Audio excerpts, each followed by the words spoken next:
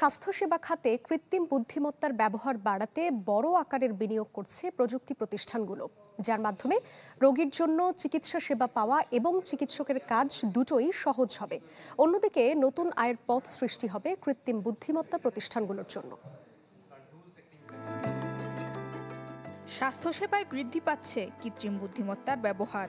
বড় সব ওষুধ নির্মাতা প্রতিষ্ঠানের সাথে অংশীদারিতে যাচ্ছে এনভিডিয়া, মাইক্রোসফটের মতো প্রতিষ্ঠানগুলো। বাড়াচ্ছে বিনিয়োগও। সার্জিক্যাল রোবোটিক্স থেকে শুরু করে ওষুধ আবিষ্কার। গত 2 বছরে স্বাস্থ্যসেবার বিভিন্ন স্টার্টআপে $4.5 বিলিয়ন বিনিয়োগ করেছে Nvidia. Amazon One Medical chatbot আর অ্যামাজন ফার্মেসিতে জেনারেটিভ এআই এর ব্যবহার বেড়েছে। 2024-এ অ্যামাজন কৃত্রিম বুদ্ধিমত্তায় $100 বিলিয়ন বেশি বিনিয়োগ করে, যেখানে সিংহভাগ খরচ হয় স্বাস্থ্য খাতে। 2020 সালে Microsoft cloud for health care চালু করে।